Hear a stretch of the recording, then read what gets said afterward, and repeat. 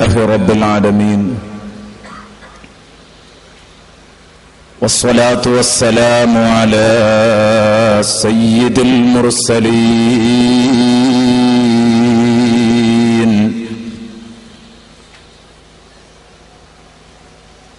وعلى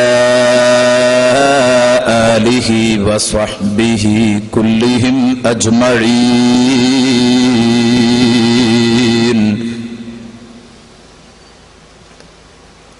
الصلاة والسلام عليك يا رسول الله.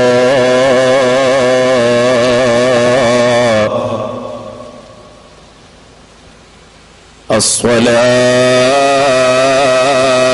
والسلام عليك يا حبيب الله.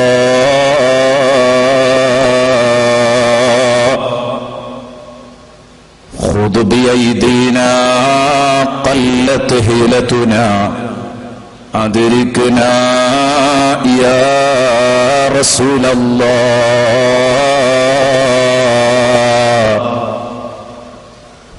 خذ بأيدينا قلت هيلتنا أدركنا يا حبيب الله.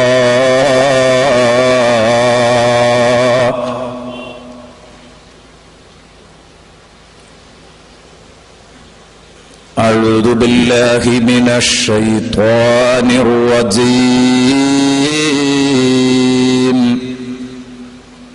بسم الله الرحمن الرحيم. إن جهنم كانت مرصادا للطاغين مآبا لابثين فيها أحقابا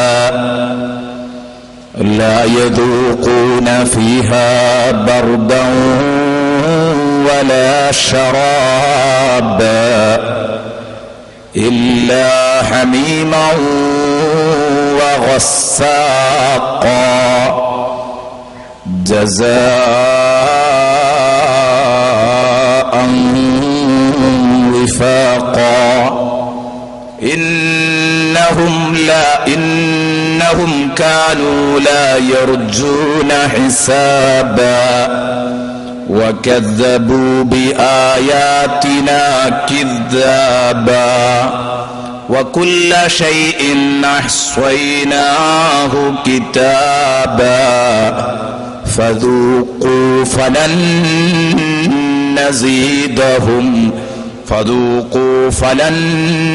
نزيدكم إلا عذابا.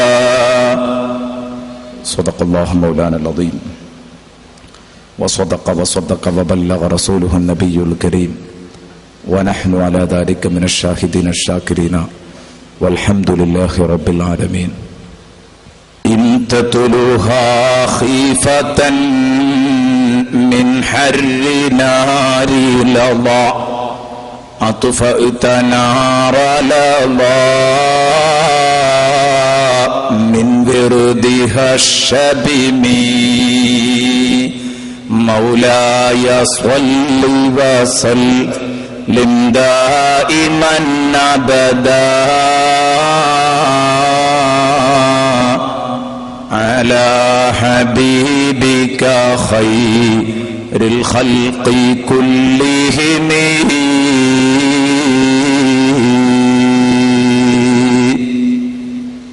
ആദരണീയരായ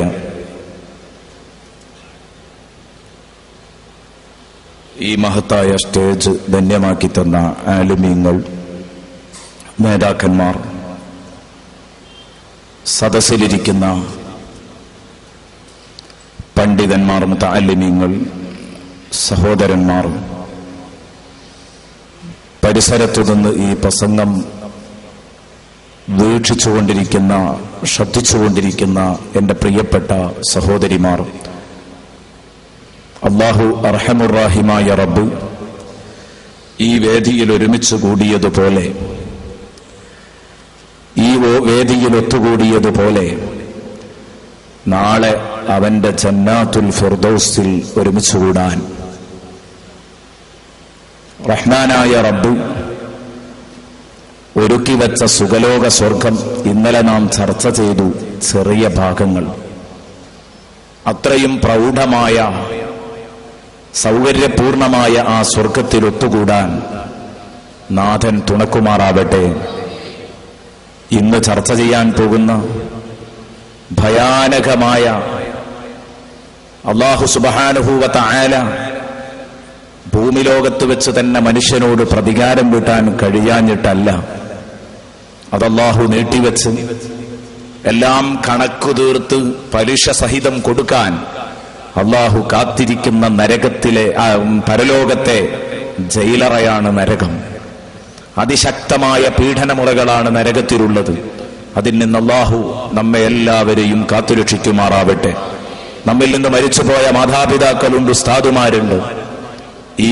ഈ സംരംഭവുമായി ബന്ധപ്പെട്ട ഒരുപാട് ആളുകൾ ഇന്നിവിടെ ഓടി നടക്കേണ്ട, ഇതിന്റെ പ്രവർത്തകരായി ഓടി നടക്കേണ്ട, പ്രവർത്തിച്ചു നടക്കേണ്ട ഒരുപാട് കൂട്ടുകാർ, അവർ പലരും ഇന്നു മണ്ണറയിലാണ്.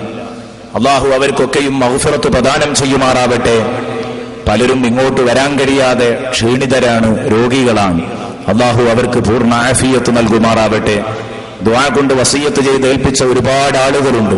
അല്ലാഹു അവരുടെയൊക്കെ മുറാദുകൾ അറിയുന്നവനാണ്. അത് അല്ലാഹു ഹാസിലാക്കി കൊടുക്കുമാറാവട്ടെ. ആമീൻ എന്ന് ദുആ ചെയ്തുകൊണ്ട് വിഷയസംബന്ധമായുള്ള സംസാരത്തിലേക്ക് കടക്കുകയാണ്.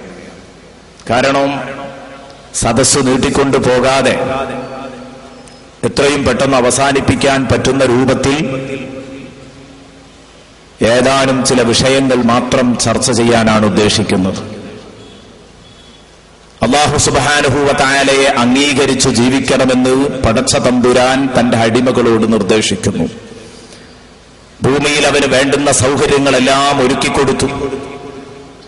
ആ സൗകര്യങ്ങള് ഹലാലായതു തന്നെ നിരവധിയുണ്ട്. ആ ഹലാലായ സൗകര്യങ്ങൾ നിങ്ങൾക്ക് എങ്ങനെയും ഉപയോഗപ്പെടുത്താമെന്ന അല്ലാഹു അവന് സ്വാതന്ത്ര്യം നൽകി.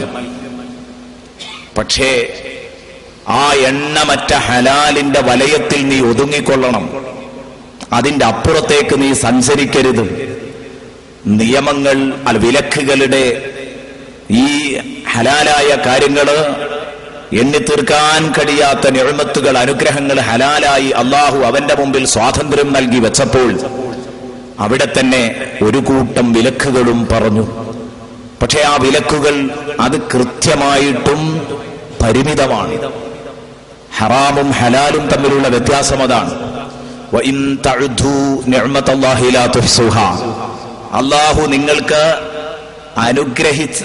അനുഗ്രഹിച്ച അനുഗ്രഹങ്ങൾ, നിങ്ങൾക്ക് അനുവാദം നൽകിയ അനുഗ്രഹങ്ങൾ, അത് നിങ്ങൾക്ക് എണ്ണിക്കണക്കാക്കാൻ സാധ്യമല്ല എന്ന് വിശുദ്ധ ഖുർആനിൽ അല്ലാഹു പറയുന്നു. ഹലാല് എണ്ണിക്കണക്കാക്കാൻ സാധ്യമല്ല, അത്രയും കൂടുതൽ ഹലാല് നിങ്ങൾക്ക് നൽകിയിട്ടുണ്ട്. വഇൻ തഅദു നിഅമതല്ലാഹി ലാ തുഹ്സുഹാ എന്ന ആയത്ത് വിശദീകരിച്ചുകൊണ്ട് പണ്ഡിതന്മാർ പറയുന്നത് കാണാം. അതേസമയം ഹറാമുകൾ പരിമിതമാണ്. നബിയെ, നിങ്ങൾ വിളിക്കുക സമൂഹത്തെ, നിങ്ങൾ വന്നോ, അത്ലു അലൈക്കും മാ ഹറമ അലൈക്കും റബ്ബുക്കും, നിങ്ങൾക്ക് ഞാൻ ഓതിത്തരാം എന്താണ് നിങ്ങളുടെ റബ്ബ് നിങ്ങൾക്ക് ഹറാമാക്കിയത് എന്ന് പറഞ്ഞു തരാം എന്ന് പറയുന്ന ആ ഹറാമുകൾ പരിമിതമാണ്. അതേസമയം ഹലാലുകൾ യഥേഷ്ടം അല്ലാഹു നൽകി. ആ ഹലാലുകൾ മുഴുവനും നമുക്കെടുക്കാം. പക്ഷേ ആ എണ്ണമറ്റ ഹലാലുകൾ ഉണ്ടായിട്ടും മനുഷ്യന് വിലക്കപ്പെട്ട കനികളോട് തന്നെയാണ് മനുഷ്യന് താല്പര്യം. അതങ്ങനെയാണ്. വിലക്കപ്പെട്ട കനികൾക്ക് ടേസ്റ്റ് കൂടും. ആദ്യം തന്നെ മനുഷ്യന്റെ അനുഭവം അതാണ്. അല്ലാഹു തക്ലീഫ് നൽകുന്നതിന്റെ മുമ്പ്, മതകീർത്തന മനുഷ്യനോട് വരുന്നതിന്റെ മുമ്പ് അല്ലാഹു തആല ഇത് തെളിയിച്ചതായി നമുക്ക് കാണാൻ കഴിയുന്നതാണ്. സ്വർഗലോകത്തെ ജീവിതം അതിന് തെളിവായിരുന്നു. വല്ലിപ്പയുടെയും വല്ലിമ്മയുടെയും ജീവിതം അതിന് തെളിവായിരുന്നു. പറയാൻ സമയമില്ലാത്തതുകൊണ്ടാണ് സ്വർഗത്തിലേക്ക് വല്ലിപ്പയെയും വല്ലിമ്മയെയും പറഞ്ഞയച്ചിട്ടു അല്ലാഹു തആല ഒരു നിയമവും ഒരു വിലക്കുമാണ് കൊടുക്കുന്നത്. ആ നിയമം കുലാ, നിങ്ങൾ ഭക്ഷിച്ചോ. അല്ലാഹു തആല പറയുന്നു നിങ്ങൾക്ക് ഭക്ഷിക്കാം, എല്ലായിടത്തു നിന്നും നിങ്ങൾക്ക് ഭക്ഷിക്കാം. സ്വർഗത്തിൽ എല്ലായിടത്തും നിങ്ങൾ നടന്നു തിന്നോ, കുഴപ്പമില്ല. പക്ഷേ അല്ലാഹു തആല അവിടെ തന്നെ പടച്ച തമ്പുരാൻ പറയുന്നത് കാണാം, നിങ്ങൾ ഈ വൃക്ഷം കൊള്ള അടുക്കാൻ പാടില്ല, ഈ വൃക്ഷം കൊള്ള അടുക്കാൻ പാടില്ല എന്ന് അല്ലാഹു തആല കൽപ്പിക്കുകയാണ്. സ്വർഗത്തിൽ താമസിച്ചോളൂ എന്ന് പറഞ്ഞിട്ട് അല്ലാഹു പറഞ്ഞത് വകുലാ മിൻഹാ റഗദൻ ഹൈസു ശിഅ്തുമാ വലാ തഖറബാ ഹാദിഹി ശജറ. കണ്ടോ നിങ്ങൾ, അവിടെയും നമുക്കത് കാണാൻ കഴിയും. നിങ്ങൾക്ക് വേണ്ടതൊക്കെ നിങ്ങൾ കഴിച്ചോ എന്ന് പറഞ്ഞിട്ട് പിന്നെ അല്ലാഹു പറയുന്ന ഒരു പ്രത്യേക മരത്തെ ചൂണ്ടിയിട്ട് ഈ മരത്തിലേക്ക് നിങ്ങൾ അടുത്തു പോകരുത്. ഹറാമുകൾ പലപ്പോഴും പരിമിതമായിരിക്കുമെന്നതിന് ആ ആയത്തും തെളിവ് തന്നെയാണ്. അതേസമയം ഹലാലുകൾ അല്ലാഹു തആല പൂർണ്ണ സ്വാതന്ത്ര്യത്തോടെ വിട്ടുകൊടുക്കുകയാണ്. പക്ഷേ തക്ലീഫ് വരുന്നതിന്റെ മുമ്പാണ് എന്നത് പ്രത്യേകം അവിടെ ശ്രദ്ധേയമാണ്. ആ ഭാഗത്തേക്ക് കടക്കാനും അത് വിശദീകരിക്കാനും സമയമില്ലാത്തതുകൊണ്ട് ഞാൻ അങ്ങോട്ട് വരുന്നില്ല. ഞാൻ പറഞ്ഞു വരുന്നത്, എന്റെ പ്രിയപ്പെട്ട കൂട്ടുകാർ, അന്ന് വല്ലിപ്പക്കും വല്ലിമ്മക്കും സ്വർഗത്തിൽ അല്ലാഹു നൽകുന്ന ഒരു നിയമവും ഒരു വിലക്കും, അത് കേവലം ഒരു നിയമവും ഒരു വിലക്കുമല്ല, 100 കൂട്ടം നിയമങ്ങളെ പ്രതിനിധാനം ചെയ്യുന്നതാണ്, 100 കൂട്ടം വിലക്കുകളെ പ്രതിനിധാനം ചെയ്യുന്നതാണ്. ഇനി നിങ്ങൾ ഭൂമിയിൽ ഇറങ്ങിയിട്ട് കരുതണം, ഇവിടെ ഞാൻ പറഞ്ഞതിൽ തെറ്റിയെങ്കിൽ അപകടങ്ങളൊന്നും വരാനില്ല. പക്ഷെ ഔദ്യോഗികമായി ഞാൻ നിങ്ങളെ സൃഷ്ടിക്കുന്നത് ഭൂമിയിലേക്കാണ്. ഭൂമിയിൽ ഇറങ്ങിയിട്ട് ഇനി ഒരു അനക്കം പിഴച്ചു പോകാൻ പാടില്ല. വല്ലിമ്മയും വല്ലിപ്പയും അനുഭവത്തിന്റെ വെളിച്ചത്തില് വളരെ കൃത്യമായി പിശാചിന്റെ ശത്രുത നന്നായി ഭയന്ന് ഒരനക്കം പോലും പിഴക്കാതെ ഈ ഭൂമി ലോകത്ത് ജീവിച്ച വഫാത്തായി നമുക്ക് മാതൃകയായി കാണിച്ചു തന്നു. മക്കളായ നമ്മൾ പക്ഷേ അതൊക്കെ മറന്നുപോകാൻ തുടങ്ങി. മക്കളായ നമ്മള് അത് മുഴുവനും മറന്നു. എല്ലാ നിയമങ്ങളും വിലക്കുകളും അതൊന്നും പരിഗണിക്കാതെ നാം ജീവിക്കാൻ തുടങ്ങി. എങ്കിൽ ഇത്തരം പിടുത്തം വിട്ട ജീവിതം നയിക്കുന്നവരെ സംബന്ധിച്ചിടത്തോളം അവർക്ക് വരാനുള്ളത് ശക്തമായ നരകമാണ്. ആ നരകം ഇന്ന് വിശദീകരിക്കാമെന്നാണ് നമ്മൾ പറഞ്ഞത്. ഇന്നലെ നമ്മൾ സ്വർഗം വിശദീകരിച്ചത് സൂറത്തുൻ നബയിലെ വരിയാണ് അതിന് അടിസ്ഥാനപരമായി നമ്മൾ എടുത്തത്. എന്നിട്ട് അതിന് സഹായത്തിന് ആ വരികളെ വിശദീകരിക്കാൻ വേണ്ടി നാം സൂറത്തുൽ മുർസലാത്തിയിലും അതുപോലെ തന്നെ സൂറത്തു സഫാത്തിയിലും അതേ രൂപത്തിൽ സൂറത്തുൽ വാഖിയയിലും അങ്ങനെ തുടങ്ങിയിട്ട് പല അധ്യായങ്ങളിലേക്കും നമ്മൾ പോയിട്ടുണ്ട്. അതേ രൂപത്തിൽ ഇന്നും നമ്മൾ അടിസ്ഥാനപരമായി തലക്കെട്ടായി നാം എടുക്കുന്നത് അതേ സൂറത്തുൻ നബയിലെ അല്ലാഹു നൽകിയ ഏതാനും ചില താക്കീതുകളുടെ സ്വരമാണ്. ഇന്ന ജഹന്നമ കാനത് മിർസാദൻ ലിത്വാഗീന മആബാ ലാബിസീന ഫിഹാ അഹ്ഖാബാ ലാ യദൂഖൂന ഫിഹാ ബർദൻ വലാ ശറാബാ ഇല്ലാ ഹമീമഹു വഗസ്സാഖാ. ഇതാണ് ആ നരകത്തിന്റെ ചിത്രം സൂറത്തുൻ നബയിൽ അല്ലാഹു അവതരിപ്പിക്കുന്നത്. എന്നിട്ട് പിന്നെ പറയുന്നത് എന്തുകൊണ്ടാണ് ഇത്ര ശക്തമായ ശിക്ഷ കൊടുക്കാനുള്ള കാരണം എന്നാണ്. അത് പിന്നീട് പറയാം. അപ്പൊ ആദ്യമായിട്ട് നമുക്ക് ആ നരകത്തെ ചെറിയ തോതിൽ ഹ്രസ്വമായി ഒന്ന് പരിചയപ്പെടാം. അല്ലാഹു പറയുന്നു ഇന്ന ജഹന്നമ കാനത് മിർസാദൻ ലിത്വാഗീൻ. തീർച്ചയായിട്ടും നരകം പതിയിരിക്കുന്നുണ്ട്. നരകം പതിയിരിക്കുകയാണ്, കാത്തിരിക്കുകയാണ്. ലിത്വാഗീന മആബാ. വഴിവിട്ട ജീവിതം നയിച്ചവർക്ക് അഭയകേന്ദ്രമായിട്ട് നരകം അവരെ കാത്തിരിക്കുന്നുണ്ട്. ഇന്ന ജഹന്നമ കാനത് മിർസാദൻ ലിത്വാഗീന മആബാ. എത്ര നല്ല മനുഷ്യനാവട്ടെ, നരകം കാണാതെ അവന് പരലോകം ഒരിക്കലും നേരിട്ട് സ്വർഗത്തിൽ പരലോക ജീവിതത്തിൽ നരകം കാണാതെ നേരിട്ട് സ്വർഗത്തിലേക്കെന്ന് പോകാൻ സാധ്യമല്ല. അല്ലാഹു തആല പറഞ്ഞു, നിങ്ങൾ എല്ലാവരും നരകം കാണുക തന്നെ ചെയ്യും. ആ നരകത്തിന്റെ അടുത്തുകൂടെ സഞ്ചരിക്കാതെ നിങ്ങളാരും പോകില്ല. കാണും. ലതറവുന്നൽ ജഹീം സുമ്മ ലതറവുന്നഹാ ഐനൽ യഖീൻ. നരകം കൺമുമ്പിൽ കണ്ട് ബോധ്യപ്പെടുന്ന ഒരു ഘട്ടം എല്ലാവർക്കും വരുന്നുണ്ട്. അത് അല്ലാഹു തആല ഇവിടെ മാത്രമല്ല പല ആയത്തുകളിലും പറഞ്ഞിട്ടുണ്ട്, നിങ്ങൾ എല്ലാവരും നരകത്തിന്റെ അടുത്ത്, അവിടെ വാരിദീങ്ങളായിരിക്കും, അവിടെ വരാതെ ഒരൊറ്റ കുട്ടിയുമില്ല. അല്ലാഹു തആല വിശുദ്ധ ഖുർആനിൽ പലയിടങ്ങളിലായി പറഞ്ഞ ഒരു ആശയമാണത്. അതുകൊണ്ട് തന്നെ നരകം നിങ്ങളെ പതിയിരുന്ന് കാത്തിരിക്കുകയാണ്. നിങ്ങളെ കിട്ടിയാൽ സ്വീകരിക്കാൻ എന്ന് പറഞ്ഞാൽ വഴിവിട്ട ജീവിതം നയിച്ചവരെ മാത്രമേ അത് സ്വീകരിക്കൂ. അവരാ നരകത്തിലേക്ക് വീഴും. സിറാത്ത് പാലം നരകത്തിന്റെ മീതെയാണ് സ്ഥാപിച്ചതെന്നതുകൊണ്ട് സിറാത്ത് പാലത്തിലൂടെ കടന്നു പോകുന്ന സമയത്ത് നരകത്തെ കാണാത്തവരാരും ഉണ്ടാകില്ല. പക്ഷേ നരകത്തിൽ വീണെങ്കിലേ നരകത്തിൻ്റെതായ അദാബുകൾ നിങ്ങൾ അനുഭവിക്കുകയുള്ളൂ. അല്ലാഹു സുബ്ഹാനഹു വ തആല മിന്നെറിയും പോലെ സിറാത്ത് പാലത്തിലൂടെ വിട്ടുകിടക്കുന്നവരുണ്ട്. അവരവർ ചെയ്ത അമലുകൾക്കനുസരിച്ച് വിട്ടുകിടക്കുന്നവരുണ്ട്. ചെറുവിരലിൽ കെട്ട് കത്തിക്കൊണ്ടിരിക്കുന്ന ഒരു ലൈറ്റ്, ആ ലൈറ്റ് തെളിയുമ്പോൾ അവരതാ നടക്കുന്നു. അണഞ്ഞുപോയാൽ അവർ കാത്തു നിൽക്കുന്നു. തൊട്ടടുത്ത് തെളിയുമ്പം വീണ്ടും നടക്കുന്നു, വീണ്ടും അണഞ്ഞു പോകുന്നു. അപ്പോൾ അവരവിടെ തന്നെ നിൽക്കുന്നു. വീണ്ടും കത്തുമ്പോൾ ഒരൽപ്പവും കൂടെ നടക്കുന്നു. അങ്ങനെ നടന്ന് നടന്ന് നടന്ന് നടന്ന് ഹബീബ് മുഹമ്മദുർ റസൂലുള്ളാഹി സ്വല്ലല്ലാഹു അലൈഹി വസല്ലമ തങ്ങൾ പറഞ്ഞ് നരകത്തിന്റെ സിറാത്ത് പാലം ഏകദേശം തീരാറായിട്ടുണ്ട്. പക്ഷേ അവൻ ചെയ്ത തെറ്റുകള്, ഒരുപാട് അമലുസാലിഹാത്തുകൾ അവൻ ചെയ്തിട്ടുണ്ടെങ്കിലും അവന്റെ തെറ്റുകൾ അമലുസാലിഹാത്തുകളെ സുഹൃതങ്ങളെ ഓവർടേക്ക് ചെയ്തു നിൽക്കുന്നു എന്ന കാരണം കൊണ്ട് അവസാന ഘട്ടത്തിൽ അവൻ നരകത്തിലേക്ക് അങ്ങ് വീഴും. അങ്ങനത്തെ ഹതഭാഗ്യരുണ്ട്. അല്ലാഹു കാത്തുരക്ഷിക്കുമാറാവട്ടെ. ഒരു ഹദീസിൽ തങ്ങൾ പറഞ്ഞു, അതേസമയം തന്നെ ഈ മനുഷ്യൻ തന്റെ കൈവിരലിൽ പ്രകാശിച്ചുകൊണ്ടിരിക്കുന്ന, കത്തിക്കെട്ടുകൊണ്ടിരിക്കുന്ന ആ ബൾബ് കൊണ്ട് അതാ പതുക്കെ പതുക്കെ നടന്നൊപ്പിച്ചൊപ്പിച്ചൊപ്പിച്ച് അയാളെ ജീവിതത്തിൽ തിന്മയും ചെയ്തിട്ടുണ്ട്, നന്മയും ചെയ്തിട്ടുണ്ട്. ഒന്നിരിക്കൽ തിന്മ നന്മയേക്കാൾ കുറവാ, അല്ലെങ്കിൽ ഒന്നോ രണ്ടോ ഒക്കെ കൂടുതലുണ്ടെങ്കിൽ അള്ളാഹു അയാൾക്ക് പുറത്തു കൊടുത്തു. ഈ കാരണം കൊണ്ടൊക്കെ കഷ്ടിച്ചങ്ങ് സ്വർഗത്തിലെത്തുന്നവരുണ്ട്. അവരുടെ സന്തോഷം എത്രയാ! അള്ളാഹു ആ കൂട്ടത്തിലെങ്കിലും പെടുത്തി എന്നെയും നിങ്ങളെയും രക്ഷിക്കുമാറാവട്ടെ. ആ കൂട്ടത്തിലെങ്കിലും ഉൾപ്പെടുത്തി അള്ളാഹു നമുക്ക് സലാമത്ത് നൽകുമാറാവട്ടെ. എന്റെ പ്രിയപ്പെട്ട കൂട്ടുകാർ ചിന്തിക്കണം, വഴിവിട്ട് ജീവിതം നയിക്കുന്നവരുടെ അഭയകേന്ദ്രമായിട്ടാണ് നരകം അവരെ കാത്തിരിക്കുന്നത്. അവരെ സ്വീകരിക്കാൻ വേണ്ടി കാത്തിരിക്കുകയാണ്. ഇന്നെന്റെ മനുഷ്യൻ തീർച്ചയായിട്ടും ഈ ലിത്താഹീൻ എന്ന് ഖുർആൻ പറഞ്ഞ ആ വിഭാഗത്തില് മെമ്പർഷിപ്പ് ഇല്ലാത്തവരിന്ന് കുറവായിരിക്കും. എന്തുകൊണ്ട്? തീർച്ചയായിട്ടും വഴിവിട്ട ജീവിതം മാത്രമാണ് ഇന്ന് കണ്ടുകൊണ്ടിരിക്കുന്നത്.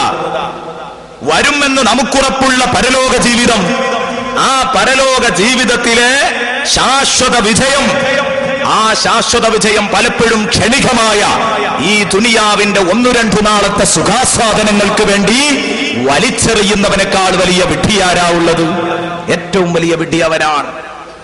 ശാശ്വത വിജയം നഷ്ടപ്പെടുത്തുന്നു 1-2 നാളത്തെ സുഖാസ്വാദനങ്ങൾക്ക് വേണ്ടി. അങ്ങനെ അവൻ ഇവിടെ നിയമങ്ങളില്ല, വിലക്കുകളില്ല, മൂക്കയറില്ലാത്ത കാളയെ പോലെ ജീവിക്കുന്നു അവൻ. ഒരു നിയന്ത്രണവും അവന്റെ ജീവിതത്തിലില്ല. അവൻ അല്ലാഹുവില്ല, റസൂലില്ല, കിതാബില്ല, സുന്നത്തില്ല. അവൻ അവന്റേതായ ലോകം, അവന്റെ മതം അവന്റെ മനസ്സു തന്നെ, അവന്റെ ഗുരു അവന്റെ മനസ്സു തന്നെ, അവന്റെ മാർഗദർശി അവന്റെ മനസ്സു തന്നെ. ഈ അവസ്ഥയിൽ ജീവിക്കുന്ന ചില ആളുകളുണ്ട്. അവരെ കുറിച്ചാണ് ലിത്താഗീൻ എന്ന് പറഞ്ഞത്. മഹാന്മാർ ഈ ആയത്ത് വിശദീകരിച്ചുകൊണ്ട് പറഞ്ഞത് കാണാം. ലിത്താഗീൻ എന്ന് പറഞ്ഞാൽ വഹുമുൽ മറദത്തുൽ ഉസാത്തുൽ മുഖാലിഫീന ലിർറുസുലി അലൈഹിമുസ്സലാം. അവര് ധിക്കാരം കാണിക്കുന്നവരാണ്, മോട്ട് കാണിക്കുന്നവരാണ്, അനുസരിക്കാത്തവരാണ്. അവർ പാപ കുറ്റകൃത്യങ്ങൾ ഇഷ്ടം പോലെ യഥേഷ്ടം ചെയ്യുന്നവരാണ്. അൽ മുഖാലിഫൂന ലിർറുസുൽ, പ്രവാചകന്മാരോടെതിരാകുന്നവരാണ്. പ്രവാചകന്മാര് ചൊല്ലിത്തരുന്ന അധ്യാപനങ്ങളെ കാറ്റിൽ പറത്തി ജീവിക്കുന്നവരാണ്. പ്രവാചകൻ അവനോട് എങ്ങനെ വസ്ത്രം ധരിക്കണമെന്ന് കൽപ്പിച്ചിട്ടുണ്ട്. പ്രവാചകൻ അവനോട് എന്തു പറയണമെന്ന് പഠിപ്പിച്ചിട്ടുണ്ട്. പ്രവാചകൻ അവനോട് എന്തു ചെയ്യണമെന്ന് പഠിപ്പിച്ചിട്ടുണ്ട്. പ്രവാചകൻ അവനെ എങ്ങനെ ആ കുടുംബജീവിതം നയിക്കേണ്ടതെന്ന് പഠിപ്പിച്ചിട്ടുണ്ട്. ഈ അധ്യാപനങ്ങളൊക്കെയും അവന്റെ ജീവിതത്തിന്റെ നാനോന്മുഖ മേഖലകളില് അവൻ വർത്തിക്കേണ്ട സ്വഭാവങ്ങളെ കുറിച്ച് പ്രവാചകർ പഠിപ്പിച്ചെങ്കിൽ അതിനെയൊക്കെ വലിച്ചെറിഞ്ഞുകൊണ്ട് ആധുനിക മനുഷ്യന്റെ ഉപഭോഗ സംസ്കാരത്തിന്റെ പിന്നാലെയാണ്. ഞാൻ പറയുന്നു, ഉപഭോഗ സംസ്കാരം ഇന്ന് പലപ്പോഴും നമ്മുടെ ധാർമ്മികതയെ കാർന്നു തിന്നുകൊണ്ടിരിക്കുന്ന ഒരു മഹാ ക്യാൻസർ ആണെന്ന് പറയാതിരിക്കാൻ നിർവാഹമില്ല. അശ്ലീലത ഇന്ന് ലോകത്തിന്റെ വർത്തമാന കാലഘട്ടത്തിന്റെ ജ്വരമാണ്. ദൂർത്ത് വർത്തമാന കാലഘട്ടത്തിന്റെ ഹോബിയാണ്. അപ്പോൾ ഇത്തരം പ്രവർത്തികളിൽ നിന്ന്, ഇത്തരം പ്രവണതകളിൽ നിന്നൊക്കെ മാറി നിന്റെ പരലോക ജീവിതം ഉറപ്പുവരുത്തണം, നീ ഒരു മനുഷ്യനായി തീരണം എന്നതാണ് വിശുദ്ധ ഖുർആനിന്റെ ആഹ്വാനം, വിശുദ്ധ ഖുർആനിന്റെ പ്രഖ്യാപനം. അതാണ് യഥാർത്ഥത്തിൽ നമ്മൾ ഇവിടെ ചർച്ച ചെയ്യാൻ പോകുന്നത്. എന്ന് പറഞ്ഞാൽ ആ വിഷയങ്ങൾ ഓരോന്നെടുത്ത് ചർച്ച ചെയ്യാൻ സമയമില്ല. ഞാൻ ആമുഖമായി ഒന്ന് ഹ്രസ്വമായെന്ന് പറഞ്ഞു എന്ന് മാത്രം. മനുഷ്യൻ വളരെ മോശമായ അന്തരീക്ഷത്തിലാണ് നീങ്ങിക്കൊണ്ടിരിക്കുന്നത്. വളരെ മോശമായ രൂപത്തിൽ എന്ന് പറഞ്ഞാൽ പ്രവാചകർ പറഞ്ഞ ഒരൊറ്റ കാര്യത്തെയും അവൻ പരിഗണിക്കുന്നില്ല. ഒരു കാര്യത്തെയും പരിഗണിക്കാത്ത ഒരവസ്ഥ. ബുഖാരി മുസ്ലിം റിപ്പോർട്ട് ചെയ്യുന്ന ഒരു ഹദീസ് കാണാം. ഒരു ചെറിയ ഉദാഹരണം പറയുകയാണ്. ഇതെന്തിനും ഒരു ഉദാഹരണമെങ്കിലും പറയാതിരുന്നാൽ മോശമാണല്ലോ. എന്നിട്ട് നമുക്ക് നരക വിവരണത്തിലേക്ക് കിടക്കാം. അല്ലാഹു തആല പറഞ്ഞു, ഇന്നല്ലാഹ ലാ യൻദുറു യൗമൽ ഖിയാമ. അല്ലാഹുവിന്റെ റസൂൽ പറഞ്ഞ ഇന്നല്ലാഹ ലാ യൻദുറു യൗമൽ ഖിയാമ ഇലാ മൻ ജറ ഇസാറഹു ബത്റാ. അഹങ്കാരത്തോടെ തന്റെ ഉടുമുണ്ട് വലിച്ചിഴച്ച് നടന്നവൻ, അവന്റെ അടുത്തേക്ക് അല്ലാഹു റഹ്മത്തിന്റെ ഒരു നോട്ടം, സന്തോഷത്തിന്റെ ഒരു നോട്ടം നോക്കുകയില്ല. ഹബീബ് മുഹമ്മദുർ റസൂലുള്ളാഹി സ്വല്ലല്ലാഹു അലൈഹി വസല്ലം. അബൂദാവൂദ് റിപ്പോർട്ട് ചെയ്യുന്ന മറ്റൊരു ഹദീസിലുണ്ട്, അല്ലാഹു തആല നിസ്കാരം സ്വീകരിക്കൂല. ഇന്നല്ലാഹ ലാ യഖ്ബുലു സ്വലാത മുസ്ബിലിൻ നിസാറഹു. മുണ്ട് വലിച്ചിഴച്ച് നടന്നവന്റെ നിസ്കാരം സ്വീകരിക്കൂല. ഹബീബ് പറഞ്ഞ മറ്റൊരു സന്ദേശമാണത്. എന്നാൽ ഇത്ര ഗൗരവത്തിന്റെ ഭാഷയിൽ ഈ കാര്യം പറഞ്ഞിട്ട് എന്റെ പ്രിയപ്പെട്ട ചെറുപ്പക്കാരെ, നമ്മൾ അതിനെ കാറ്റിൽ പറത്തി ജീവിക്കുന്ന അവസ്ഥയാണിന്ന്. ഒരു ചെറിയ ഉദാഹരണം അത് പറഞ്ഞു തുടങ്ങാമെന്ന് കരുതിയിട്ടാ. എന്നല്ല, ആരെങ്കിലും ഒരാളെങ്കിലും തിരുത്തുകയാണെങ്കിൽ ഇൻഷാ അല്ലാഹ് ജീവിതത്തിൽ അത് വലിയ നേട്ടമാകും. അല്ലാഹു നമ്മളെ നോക്കുക തന്നെ ഇല്ല. ഒരു മനുഷ്യനെ സംബന്ധിച്ചിടത്തോളം അവനെ ഏറ്റവും കൂടുതൽ ത്രസിപ്പിക്കുന്ന കാര്യം എന്താ? ഒരു വിശ്വാസിയെ സംബന്ധിച്ചിടത്തോളം ലിഖാഉല്ലാഹ്, അള്ളാഹുവിനെ കണ്ട് ആനന്ദിക്കുക എന്നതാണ്. അള്ളാഹു അവനെ നോക്കാൻ എന്ന് പറഞ്ഞാൽ റഹ്മത്തിന്റെ നോട്ടം, താല്പര്യത്തിന്റെ, സന്തോഷത്തിന്റെ, കാരുണ്യത്തിന്റെ നോട്ടം അവനിലേക്ക് അള്ളാഹു നോക്കുകയില്ല. ഈ മുണ്ട് വലിച്ചിഴച്ച് നടന്നവൻ, അവന്റെ നിസ്കാരം അള്ളാഹു സ്വീകരിക്കൂല. അതൊക്കെ എത്ര ശക്ത! നിസ്കാരം സ്വീകരിക്കൂല എന്നൊക്കെ പറയുകയാണെങ്കിൽ, വസ്ത്രം താഴ്ത്തിയിട്ട് നടക്കുന്നവന്റെ നിസ്കാരം സ്വീകരിക്കൂല എന്ന് പറഞ്ഞാൽ എന്താ അതിന്റെ അർത്ഥം? നിസ്കരിക്കുമ്പോൾ വസ്ത്രം താഴ്ത്തിയിട്ടവന്റെ നിസ്കാരം സ്വീകരിക്കൂലെന്നോ? അതിനെ ഞാൻ നിസ്കരിക്കുമ്പോ അതൊന്നും അവൻ പൊക്കി എടുക്കാറുണ്ട് അല്ല, അതല്ല പറഞ്ഞത്. മുസ്ബിലിൻ നിസാറഹുവായ വ്യക്തിയുടെ നിസ്കാരം സ്വീകരിക്കൂല എന്നാ പറഞ്ഞു. അല്ലെങ്കിൽ അല്ലാഹു തആല പറയേണ്ടിയിരുന്നത് ഒരടിമയുടെ നിസ്കാരം, നബി സല്ലല്ലാഹു അലൈഹി വസല്ലം പറയേണ്ടിയിരുന്നത് ഒരടിമയുടെ നിസ്കാരം അല്ലാഹു സ്വീകരിക്കില്ല. വഹുവ മുസ്ബിലുൻ നിസാറ. അവനവന്റെ മുണ്ട് വലിച്ചിഴച്ചുകൊണ്ടിരിക്കെ അവന്റെ നിസ്കാരം അല്ലാഹു സ്വീകരിക്കില്ല. അങ്ങനെയല്ല പറഞ്ഞത്. മറിച്ച് മുണ്ട് വലിച്ചിഴച്ച് നടക്കുന്നവന്റെ നിസ്കാരം സ്വീകരിക്കില്ല. എന്തേ അതിന്റെ കാരണോ? അങ്ങ് പൊക്കിയെടുത്തിട്ട് കാര്യമല്ല. ഞാൻ ഇപ്പോഴും ആലോചിക്കുന്നു, ഈ വേദിയിൽ ഞാൻ പ്രസംഗിച്ചുകൊണ്ടിരിക്കുമ്പോൾ ബഹുമാനപ്പെട്ട താനാളൂർ ഉസ്താദിനെ ഞാൻ സ്മരിക്കുകയാണ്. താനാളൂർ അബ്ദുസ്താദിന്റെ അടുത്തൊരു പാവപ്പെട്ട ഒരു പ്രവർത്തകൻ വന്നു ഒരു ദിവസം. പലപ്പോഴും പലരും അവരവരുടെ പ്രശ്നങ്ങൾ, നീറുന്ന പ്രശ്നങ്ങളുമായി സമീപിക്കാറുണ്ട്. നമ്മുടെ പ്രസ്ഥാനത്തിൽ എല്ലാവരും ആദരിക്കപ്പെടുന്ന ഒരു മഹാനാണ്. അദ്ദേഹത്തിന്റെ അടുത്ത് വരുമ്പോൾ പലപ്പോഴും മരുന്നിനേക്കാൾ ഉപദേശമാണ് അവിടുന്ന് കിട്ടാറുള്ള ചികിത്സ. ഈ ചെറുപ്പക്കാരൻ ഉസ്താദിന്റെ മുന്നിൽ വെച്ച് നിസ്കരിച്ചപ്പോ പാൻസ് ഇങ്ങനെ കയറ്റി വെച്ചിട്ട് നിസ്കരിച്ചു. ഉസ്താദ് നിസ്കാരം കഴിഞ്ഞപ്പോ വിളിച്ചു, വാ മോനെ, ഈ ഹദീസ് ഓതി കൊടുത്തു. മുണ്ട് വലിച്ചിഴച്ച് നടക്കുന്നവന്റെ നിസ്കാരം അല്ലാഹു സ്വീകരിക്കൂല. അപ്പോ ഉസ്താദ് മനസ്സിലാക്കിയത്, പാൻസ് ആകുമ്പോ ഇവൻ എന്തായാലും അത് ഇറക്കിയിട്ടായിരിക്കും നടന്നത്, ഇപ്പൊ തൽക്കാലം കയറ്റി വെച്ചതായിരിക്കും നിസ്കരിക്കുമ്പോ. അപ്പോ ഇവൻ പറഞ്ഞു, ഉസ്താദേ അങ്ങനെയല്ല, ഞാന് എപ്പോഴും ഇത് കയറ്റി വെച്ച് തന്നെയാ നടക്കല്, എപ്പോഴും ഈ പാൻസ് മടക്കി വെച്ചിട്ടാ ഞാൻ നടക്കാറുള്ളത്. അതിനും വേണം ചെറിയൊരു ബോധം, അല്ലെങ്കിൽ അതും ഉണ്ടാവില്ല. ഓ നല്ലൊരു ബോധമുള്ള ചെറുപ്പക്കാരനാണ്, അതുകൊണ്ടപ്പം അങ്ങനെ ഉണ്ടായത്. പക്ഷെ ഉസ്താദ് പറഞ്ഞു, നിന്നെ പോലത്തെ ആളുകളെ കിട്ടാനാ ഞാൻ നിൽക്കണം. ഈ എപ്പോഴും കയറ്റി വെക്കുന്ന ആളാണെങ്കിൽ നിന്നെയാണ് എനിക്ക് കിട്ടേണ്ടത്. എപ്പോഴും കയറ്റി വെക്കാറാണോ, അത് സത്യമാണോ അല്ലേന്ന് ഞാൻ ഇപ്പൊ തന്നെ പൊളിച്ചു തരാം. നീ നിന്റെ ആ മുണ്ടൊന്ന് അയക്ക്, ആ മടക്കൊന്ന് നിവർത്ത്. ആ മടക്കങ്ങ് നിവർത്തിയപ്പോ പൊടി ഇങ്ങനെ വീണു. പള്ളിയിൽ മാർബിളിട്ട പള്ളിയിലേക്ക് പൊടി ഇങ്ങനെ വീണു. ഉസ്താദ് ചോദിച്ചു, ഇന്ന് നീ എവിടെയൊക്കെ നടന്നിട്ടുണ്ട്? ഈ വീണ പൊണിച്ച പൊടി ചാണകത്തിന്റെ പൊടിയല്ലെന്ന് പറയാൻ നിനക്ക് ധൈര്യമുണ്ടോ? പറഞ്ഞോ. അവൻ നിന്നിങ്ങനെ വിറക്കുക. ഇതാണ് വസ്ത്രം താഴ്ത്തി ഉടുത്ത് നടക്കുന്നവന്റെ നിസ്കാരം അല്ലാഹു സ്വീകരിക്കില്ല എന്ന് പറയാൻ കാരണം. ഇവൻ നടക്കണ എവിടെയാണെന്ന് നിങ്ങൾ? ഇവൻ നടക്കുന്നത് ബസ് സ്റ്റാൻഡിലൂടെയാ, റോട്ടിലൂടെയാണ്.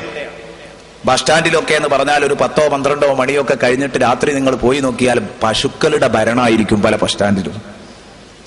അവ കാട്ടിച്ച് മൂത്രമൊഴിച്ച് പോയാ ഒരു പക്ഷേ പഞ്ചായത്ത് അധികൃതർ വന്ന് അതിരാവിലെ പഞ്ചായത്തിന്റെ ഭാഗത്ത് നിന്ന് ഉത്തരവാദിത്തമുള്ള ആളുകൾ അതൊരു പക്ഷേ എടുത്തുകൊണ്ടുപോയിട്ടുണ്ടാകാം. ആ നജസിന്റെ തടി അവിടെ ഉണ്ടാവില്ല, പക്ഷെ നജസ് അവിടെ ഉണ്ടാകും.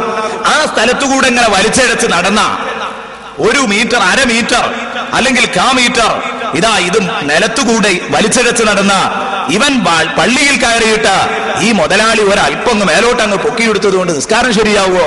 കാരണം തന്റെ തുണിയിൽ നജസുറപ്പാ.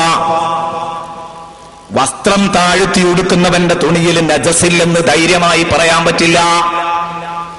അതുകൊണ്ടാ പറഞ്ഞത് നജസുണ്ടാകുമെന്ന് ഉറപ്പുള്ളത് കൊണ്ട് നിസ്കാരം സ്വീകരിക്കുകയില്ലെന്ന ശക്തമായ താക്കീതാ നൽകുന്നത്. എന്റെ പ്രിയപ്പെട്ട കൂട്ടുകാർ ചിന്തിക്കണം. പലപ്പോഴും മുതലാളിമാർക്കൊരു ധാരണയുണ്ട്. ഞാനിത് പറയുമ്പോൾ നിങ്ങൾ എന്നോട് വിഷമം കരുതരുത്. തങ്ങൾ പറയുന്നു,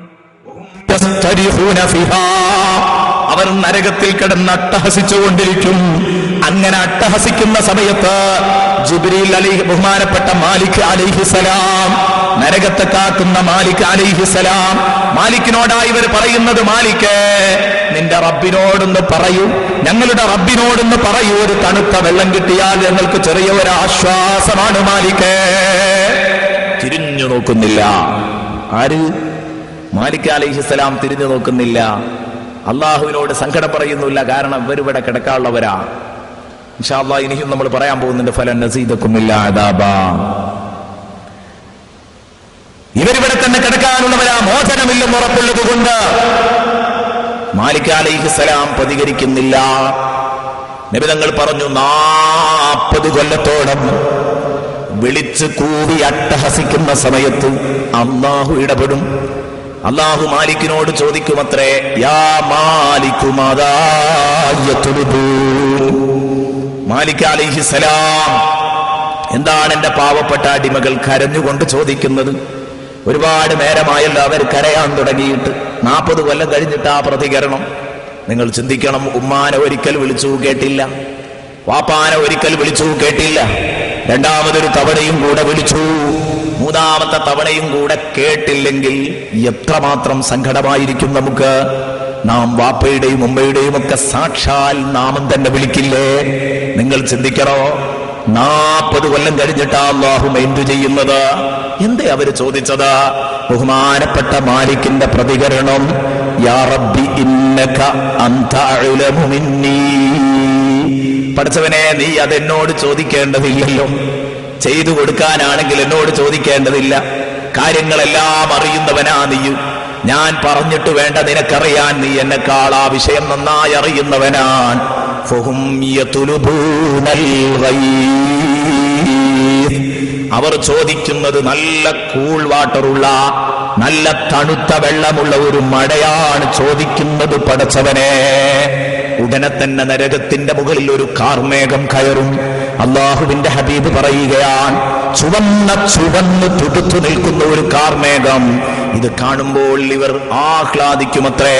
അപ്പോഴും നരകത്തിലെ തീയിൽ അവർ കത്തി വെന്തെരിഞ്ഞുകൊണ്ടിരിക്കുകയാണ്. ഇവർ പറയും, എടോ പ്രതീക്ഷയുണ്ട്, അതാ കാർമേഘം കാണുന്നുണ്ട്, ഇപ്പോൾ പെയ്തിറങ്ങും. സുബ്ഹാനല്ലാഹ്. ആ മഴ വർഷിക്കുമ്പോൾ വെള്ളം തൂങ്ങി നിൽക്കുന്ന കാർമേഘം ഉരുണ്ടുകൂടി നിൽക്കുന്ന സമയത്ത് അവർക്ക് നല്ല പ്രതീക്ഷയുണ്ടായിരുന്നു. ഫഉർസിലത് അലൈഹിമുൽ ലഖാരിബ്, അപ്പോൾ അവരുടെ മേൽ വർഷിക്കപ്പെട്ടത് തേളുകളാണ്. സുബ്ഹാനല്ലാഹ്, തീയിൽ കത്തിപ്പോകാത്ത ഒരു തരം തീത്തേളുകള്. ഇതുവരെ തീയിന്റെ കടിയേറ്റാൽ മതിയായിരുന്നു, ഇതും കൂടെ ആയപ്പോൾ സുബ്ഹാനല്ലാഹ് എന്ത് ചെയ്യും? ഇവർ പ്രതീക്ഷിച്ചതുപോലെയല്ല. വന്നപ്പോ അതാ ഉഗ്രവിഷമുള്ള തേളുകളാ നരകത്തിലേക്ക് മഴയായി വർഷിച്ചിരിക്കുന്നത്. വെള്ളത്തിന്റെ മഴയല്ല, തേൾമഴയാണ്. ഈ തേൾമഴ വർഷിക്കുന്ന സമയത്ത് ഈ പാവങ്ങൾ പൊട്ടിക്കരയുകയാണ്. പഠിച്ചവനെ, ഞങ്ങൾ നിന്നോട് ചോദിച്ചത് തേൾമഴയല്ലല്ലോ, ഈ തീയിന്റെ കടിയിൽ നിന്നൊരു ശമനം കിട്ടാൻ ഒരൽപ്പം തണുത്ത വെള്ളം ചോദിച്ചപ്പോ റബ്ബേ, നീ ഞങ്ങളെ അതിശക്തമായി ശിക്ഷിക്കാനാണല്ലോ ഉദ്ദേശിച്ചത്. അതുകൊണ്ട് റഹ്മാനായ റബ്ബേ, ഞങ്ങളെ നീ എന്താ ചെയ്യുന്നത്? റബ്ബേ, നിന്നോട് ഞങ്ങൾ ചോദിച്ചതിനല്ലല്ലോ നീ ഉത്തരം നൽകിയത് എന്ന് പറഞ്ഞ് സങ്കടം പറയുമ്പോ നരകാവകാശികളിൽ ഒരാളുടെ ഭാഗത്ത് നിന്ന് റസൂലുള്ള പറയുന്ന ഒരു ഒരാളുടെ ഭാഗത്ത് നിന്ന് ഇടപെടലുണ്ടാകുന്നു. ഒരാൾ എഴുന്നേറ്റിട്ട് പറയുന്നു, എടോ, നമ്മൾ എന്തേ ഇവിടെ എത്താൻ കാരണം? എന്തേ നമ്മൾ ഇവിടെ എത്താൻ കാരണം? സ്വർഗത്തിലേക്ക് പോയവരവർ സ്വർഗത്തിലെത്താൻ കാരണം എന്തേ? അവര് ക്ഷമിച്ചു അല്ലേ? അവര് ക്ഷമിച്ചു എന്നതാ പ്രശ്നം. അവരോട് സ്വർഗത്തിൽ പോകാൻ പറഞ്ഞപ്പം ബിമാ സബർത്തും, നിങ്ങൾ ക്ഷമിച്ചത് കാരണം സ്വർഗത്തിലേക്ക് പോയിക്കോന്നാ പറഞ്ഞത്. അപ്പൊ അതുകൊണ്ട് ദുനിയാവിൽ നമ്മൾ ക്ഷമിച്ചിരുന്നെങ്കിൽ നമുക്ക് രക്ഷപ്പെടാമായിരുന്നു. ഒരന്യ പെണ്ണിനെ കാണുമ്പോ നോക്കാൻ മനസ്സ് ദാഹിക്കും, പക്ഷേ നമ്മൾ ക്ഷമിച്ചിരുന്നെങ്കിൽ നോക്കാതിരിക്കാമായിരുന്നു. നിശാ ക്ലബ്ബുകളിൽ സമയം ചെലവഴിക്കാതെ ക്ഷമിച്ചിരുന്നെങ്കിൽ നമുക്കതിൽ നിന്ന് മാറി നിൽക്കാൻ കഴിയുമായിരുന്നു. കൂട്ടുകാരന്മാര് മദ്യപിച്ചപ്പോ അതിൽ നിന്ന് വേണമെങ്കിൽ മാറി നിൽക്കാൻ നമുക്ക് കഴിയുമായിരുന്നു. പക്ഷേ ക്ഷമ വന്നില്ല. തറാവീഹ് നീണ്ട 20 റക്അത്ത് നിസ്കരിക്കാൻ ശരീരത്തിന് മടുപ്പ് തോന്നുമ്പോ ക്ഷമ കൈക്കൊണ്ട് നമ്മളത് നിസ്കരിച്ചിരുന്നെങ്കിൽ, ഇബാദത്തുകളുടെ മേൽ ക്ഷമിച്ചിരുന്നെങ്കിൽ, അതുപോലെ തന്നെ തെറ്റുകുറ്റങ്ങളെ തൊട്ട് ക്ഷമിച്ചിരുന്നെങ്കിൽ, ദുരന്തങ്ങൾ വരുമ്പോൾ അതിൽ ശരിക്കും മനക്കരുത്തോടെ ക്ഷമിച്ചിരുന്നെങ്കിൽ നമുക്ക് സ്വർഗം കിട്ടിയേനെ. അതുകൊണ്ട് ഇപ്പോൾ നമ്മൾ നരകത്തിൽ നിന്ന് ഇനി നമുക്ക് വിജയം വേണോ? അള്ളാഹു നമുക്ക് മഴ വർഷിപ്പിച്ചു തരണോ? നമ്മൾ ഉദ്ദേശിക്കുന്നത് പോലെയുള്ള മഴ കിട്ടണോ?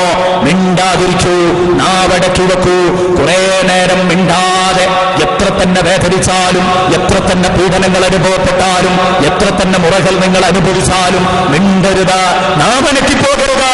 അള്ളാഹുവിന്റെ സഹായമുണ്ടാകും എന്ന് ഈ കൂട്ടുകാരന്റെ ഭാഗത്തു നിന്ന് ഡയലോഗ് വരുമ്പോ എല്ലാവരും അതിനെ പിന്താങ്ങുമത്രേ. അള്ളാഹുവിന്റെ ഹബീബ് പറയുന്ന ശരി, മിണ്ടാതിരിക്കാം. ഇവനെ പിന്താങ്ങിക്കൊണ്ട് എല്ലാവരും പറയും ഇനി മിണ്ടാതിരിക്കാം.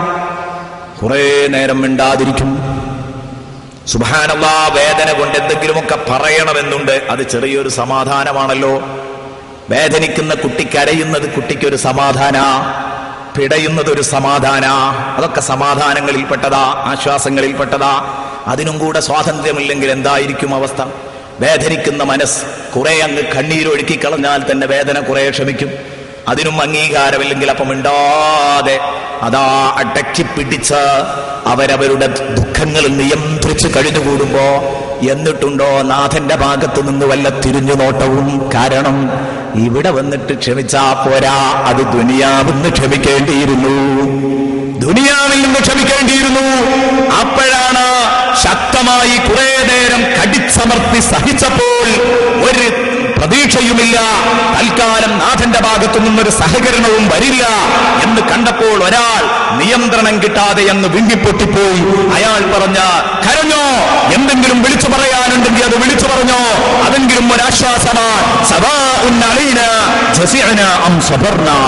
ഇവിടെ നമ്മൾ ക്ഷമിച്ചാലും കണക്കാ, കുറെ സങ്കടം പറഞ്ഞാലും കണക്കാ, രണ്ടിനും തിരിഞ്ഞു നോട്ടല്ല. അതുകൊണ്ട് എന്തെങ്കിലുമൊക്കെ പറഞ്ഞോളി, അതെങ്കിലും ഒരു സുഖ പറഞ്ഞോ. അങ്ങനെ അതാ നരകത്തിൽ നിന്ന് വീണ്ടും വിളിച്ചു കൂവാൻ തുടങ്ങും. പടച്ചോനെ, വല്ലാതെ നീ ഞങ്ങളെ പരീക്ഷിക്കുന്നുണ്ട്, ഒരു തണുത്ത വെള്ളം തരുമോ? വേദനിച്ചിട്ടാണ്, വിഷമിച്ചിട്ടാണ് എന്ന് പറയുന്ന സമയത്ത് വീണ്ടും അതാ ഒരു കാർമേഘം അവരുടെ മുകളിൽ കയറുമ്പോ ഹബീബ് പറയുന്നു, അവര് നല്ല നല്ല അഭിപ്രായങ്ങൾ പറയും. ആ കാർമേഘം കറുത്തിരുണ്ട കാർമേഘമാണ്. ഇവര് പറയും, നേരത്തെ നമ്മൾ ദുനിയാവിൽ നിന്ന് കണ്ടിരുന്നത് ഇങ്ങനെയല്ലേ, മഴ പെയ്യുന്ന കാർമേഘങ്ങളൊക്കെ നല്ല കറുത്തിരുണ്ട കാർമേഘങ്ങളായിരിക്കും. അപ്പൊ ഇത്തവണ എന്തായാലും മഴ തന്നെയാണ്. നല്ല തണുത്ത ജലം നമുക്ക് ലഭിക്കും, സമാധാനിക്കാം. ഇത് പറയുമ്പോ അതാ അത് പെയ്തിറങ്ങുന്നു. ഉർസിലത്ത് അലൈഹിമുൽ ഹയ്യാത്ത്, നീണ്ടു വലിഞ്ഞ തുള്ളികളാ. സുബ്ഹാനല്ലാഹ്, നരകത്തിൽ കത്തിപ്പോകാത്ത അതിശക്തമായ സർപ്പങ്ങൾ അവ വന്നിട്ട് ഇവരെ കടിക്കുകയാണ്. അവരട്ടഹസിക്കുമ്പോൾ മാലിക് അലൈഹിസ്സലാം പറയുന്ന വാക്കാണത്രേ. ഇനി നമ്മൾ പറയാൻ പോകുന്നത് ഫലം ഫലൻ നസീദകും ഇല്ലാ അദാബാ ഫദൂഖൂ ഫലൻ നസീദകും ഇല്ലാ അദാബാ. നല്ലോണം ശിക്ഷയുടെ ടേസ്റ്റ് എന്താന്ന് അറിഞ്ഞോ? എങ്ങനെയുണ്ട് അതിന്റെ സ്വാദ് എന്ന് ശരിക്കും അനുഭവിച്ചാളാ. ഇവിടെ നിങ്ങൾക്ക് അദാബ് കൂട്ടിത്തരാനല്ലാതെ പദ്ധതിയില്ല. അല്ലാഹുവിന്റെ ഹബീബ് പറയുന്നു, ഇന്ന അശദ്ദ മാ ഫിൽ ഖുർആനി ഹാദിഹിൽ ആയ. സ്വഹാബത്തിനോട് അല്ലാഹുവിന്റെ ഹബീബ് പറഞ്ഞിട്ട് പൊട്ടി പൊട്ടി അങ്ങ് കരഞ്ഞു. ഇന്ന അശദ്ദ മാ ഫിൽ കിതാബ്, വിശുദ്ധ ഖുർആനിലുള്ള കടുപ്പമുള്ള ആയത്തുകളില് ഏറ്റവും കടുപ്പമുള്ള ആയത്ത് ഹാദിഹിൽ ആയ, ഈ ആയത്താണ് സഹാബ. ഇത്രയൊക്കെ സഹിക്കുന്നവരോട് മക്കളെ ഇനിയും കൂട്ടാനേ പ്ലാനുള്ളൂ എന്ന് പറഞ്ഞത് അത് സഹിക്കാൻ കഴിയുന്നതിന്റെ അപ്പുറമാണ്.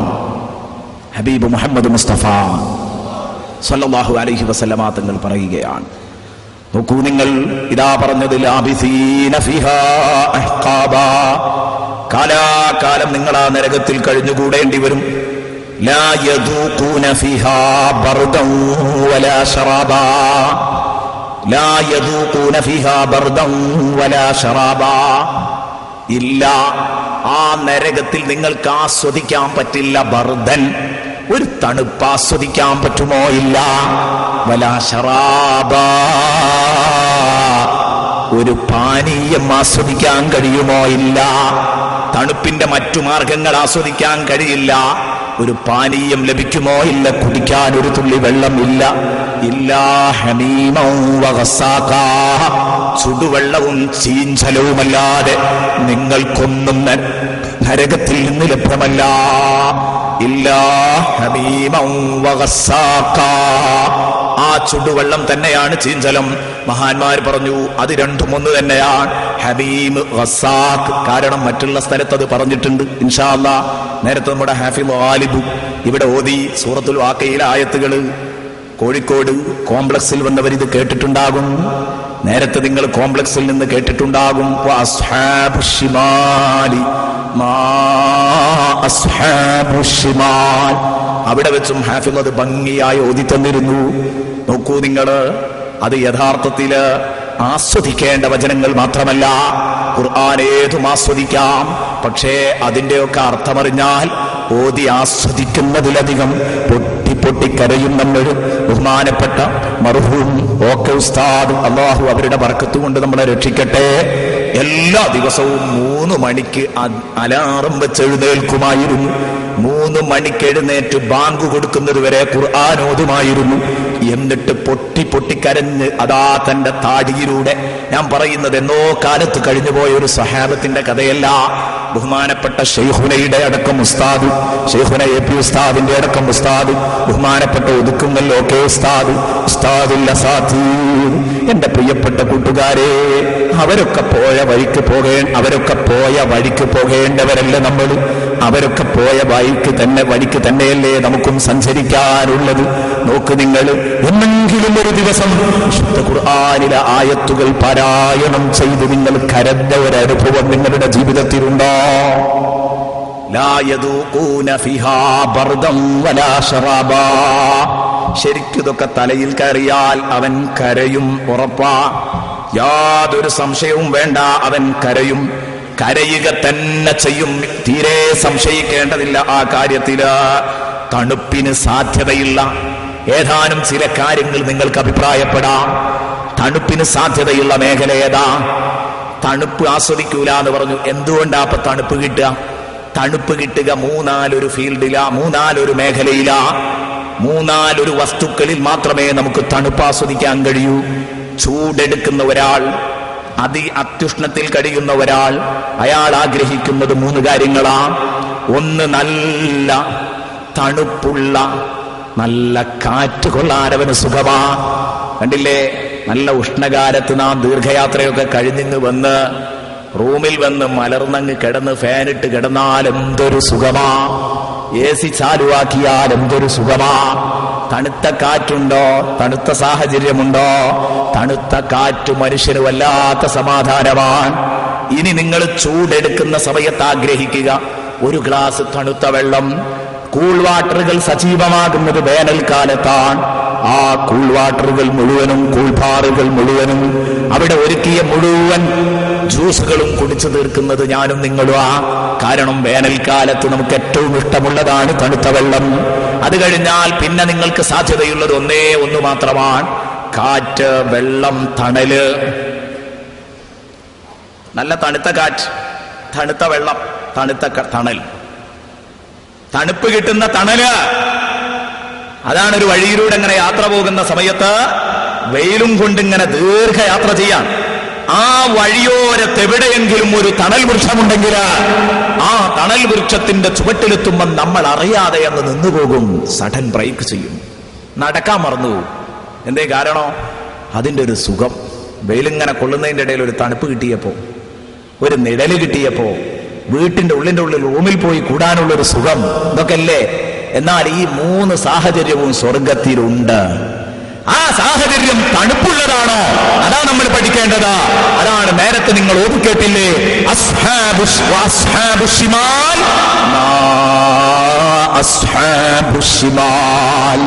ഫീ സമൂമിൻ വഹമീം വളില്ലിൻ മിൻ യഹ്മൂം ലാ ബാരിദിൻ വലാ കരീം.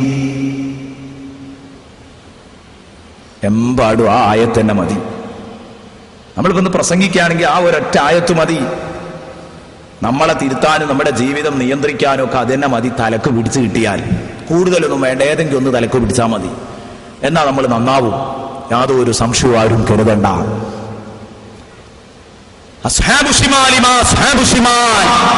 ഇടതുപക്ഷക്കാർ അഥവാ ഇടതു കയ്യിൽ കിതാബ് കൊടുക്കുന്ന ഹതഭാഗ്യർ, അവരാരാ? അവരെ പോലെ ഹതഭാഗ്യർ ലോകത്താരുണ്ട്? അവരുടെ അവസ്ഥ എന്താ? എത്ര മോശമാണ് അവരുടെ അവസ്ഥ. ഫീ സമൂമിൻ വഹമീം. ഫീ സമൂം, അവർ ശക്തമായ തീക്കാറ്റിലാണ്. ഫീ സമൂം, തീക്കാറ്റിലാണ്. കാറ്റുണ്ടോ നരകത്തിൽ? കാറ്റുണ്ട്, പക്ഷേ തീക്കാറ്റാ. സമൂം, തീക്കാറ്റിന് അങ്ങനെ തന്നെ പറയണോ? വേറെ കുറെ പ്രയോഗങ്ങളുണ്ട്. മഹാനായ ഇമാം ഫഖ്റുദ്ദീൻ റാസി റഹ്മത്തുള്ളാഹി അലൈഹി രേഖപ്പെടുത്തുന്നത് കാണാം. സമൂം എന്ന പ്രയോഗം തന്നെ അള്ളാഹു പറയാൻ കാരണം, സുമ്മ് എന്ന് പറഞ്ഞാൽ വിഷമെന്നാണ്, സമ്മ് എന്ന് പറഞ്ഞാൽ സൂചിപ്പഴുതെന്നാണ്. അങ്ങനെയൊക്കെ അതിനർത്ഥമുണ്ട്. സൂചി കൊണ്ട് കുത്തിയാൽ വരുന്ന ഭാഗത്തിനാണ്. ഹത്താ യലിജൽ ജമലു ഫീ സമ്മിൽ ഖിയാത്ത്. ഖുർആൻ പറഞ്ഞു സമ്മ് എന്ന് പറഞ്ഞാൽ സൂചിപ്പഴുത്, സൂചി കൊണ്ട് കുത്തിയ ദ്വാരം, അല്ലാതെ സൂചിയുടെ ദ്വാരല്ല. സൂചിയുടെ ദ്വാരത്തിലൂടെ ഒട്ടകം കിടക്കുകയാണ്, സൂചിന്റെ പിന്നാമ്പുറത്തുള്ള ദ്വാരല്ല. സൂചി കൊണ്ട് കുത്തുന്ന ആ പഴുത് എന്ന് പറഞ്ഞാൽ സൂചി ദ്വാരത്തെക്കാൾ കുറവായിരിക്കും. അതിനാണ് സമ്മു എന്ന് പറയാം. അപ്പൊ അതേ രൂപത്തില് സൂചിയെപ്പോലെ രോമക്കുത്തുകളിലേക്ക് തുളച്ചു കയറുന്ന കാറ്റ്, വിഷം ഒരു ഭാഗത്ത് തീണ്ടിയാൽ അത് ശരീരത്തിന്റെ എല്ലാ ഭാഗത്തേക്കും പാഞ്ഞു കയറും. അതേ രൂപത്തില് വിഷക്കാറ്റാണ് യഥാർത്ഥത്തിൽ നാളെ നരകത്തിൽ കൊടുക്കുന്നത്. ഫീ സമൂം, രോമക്കുത്തുകളിലേക്ക് തുളച്ചു കയറുന്ന കാറ്റാൻ. ഫീ സമൂം. അതെ, കയ്യുമ്മൽ കാറ്റടിച്ചാ മതി, തലച്ചോറിൽ വിവരം അറിയും. പഠിച്ചവനെ, ഞങ്ങളെ നീ കാക്കണം റഹ്മാനെ. സുഹൃത്തെ, ഈ നരകം ഉട്ടോപ്പിയല്ല, ഇത് ഉട്ടോപ്പിയല്ല. കണ്ണു ചിമ്മി എണീറ്റാൽ കാണാനുള്ള പരമയാഥാർത്ഥ്യമാണ്, മറക്കണ്ട. കണ്ണങ്ങ് ചിമ്മി എഴുന്നേറ്റാൽ കാണാനുള്ള യാഥാർത്ഥ്യമാണ്. ഇതാര് പറഞ്ഞതാ? നിങ്ങളെ ഏതെങ്കിലും ഒരു മുസ്ലിയാരും നിങ്ങളെ പേടിപ്പിക്കാൻ വേണ്ടി വാല് പറഞ്ഞതല്ല. നല്ലോണം മനസ്സിലാക്കണോ, ഇത് നിങ്ങൾക്ക് വെള്ളം തരുന്ന, ഭക്ഷണം തരുന്ന, വായു തരുന്ന പടച്ച റബ്ബിന്റെ പ്രഖ്യാപനമാണ്, തിരുത്തപ്പെടാത്ത പ്രഖ്യാപനം. അതാണ് ഈ നടക്കുന്നത്. ഇതാ നിലക്ക് തന്നെ ഉൾക്കൊള്ളണം. ഫീ സമൂം, ചുടുകാറ്റാൻ. വഹമീം, ചുടുവെള്ളവുമാണ്. വെള്ളം കിട്ടും, പക്ഷേ കുടിക്കാൻ കഴിയൂല, വല്ലാത്ത ചൂട്. പഠിച്ചവനെ, എത്ര ഭയങ്കരമാണത്! ആ ചൂടുള്ള വെള്ളം, ആ ചൂടുള്ള വെള്ളത്തിലാണ് അവർ സ്തുതി ചെയ്യുന്നത്. ചൂടുള്ള വെള്ളത്തിലാണ് അവർ സ്തുതി ചെയ്യുന്നത്. വെള്ളമുണ്ടോ ഒരു സമാധാനമായിരുന്നു. പക്ഷേ അവരുടെ ശരീരത്തിൽ നിന്നൊഴുകുന്ന ഈ ചീഞ്ചലമില്ലേ, അത് നല്ല ചൂടാ. അതിലാണ് അവർ നിൽക്കുന്നത്. എത്രമാത്രം പൊള്ളലനുഭവിക്കണം. ഫീ സമൂമിൻ വഹബീം. ചൂടുള്ള ഒരാൾക്ക് വെള്ളപാത്രത്തിൽ ഇറങ്ങിയിരുന്നാൽ സമാധാനമാണ്. പക്ഷേ ഈ വെള്ളം വെട്ടിത്തിളക്കുന്ന വെള്ളമാണെങ്കിലോ ശരിക്കു ചിന്തിക്കണം.